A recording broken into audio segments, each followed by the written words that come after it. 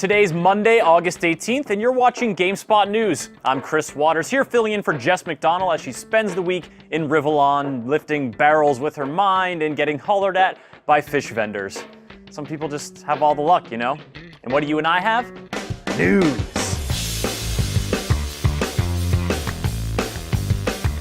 The recently released Sacred 3 has not been well received, especially by fans of the series, and now one of the members of the development team has spoken out about it.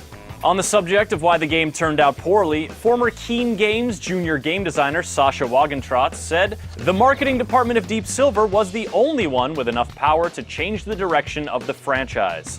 And change it did, from an action RPG to a mindless hack and slasher, according to GameSpot's review, which rated Sacred 3 a 4 out of 10.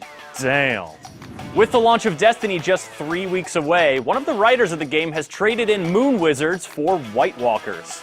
Joshua Rubin, who spent 2 years at Bungie writing the story for Destiny, has quit the studio to take a job at Telltale Games, where he will work on the developer's Game of Thrones episodic series. Rubin announced the news on Twitter, saying he's excited by the challenge of writing a Game of Thrones story that is on par, or better, than what fans found in the HBO TV show.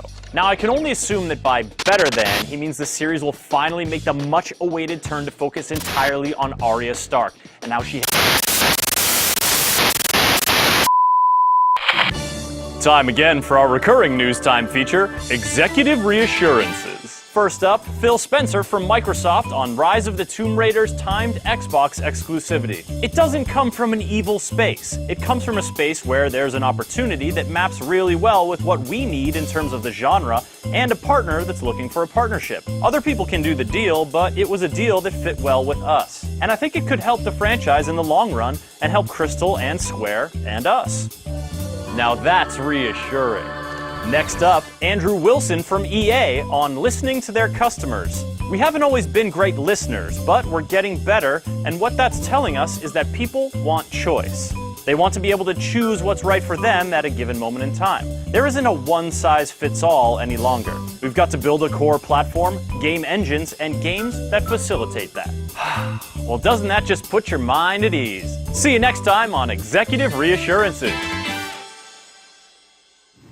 That's all the news we've got from San Francisco today. Tomorrow, it's coming at you from London, and Lucy James is going to be covering the news duties as I take on The Lobby. Danny might be back, he might not be, but there's going to be a lot of cool games, maybe some giveaways, general good times, 2 p.m. Pacific. Come see me there.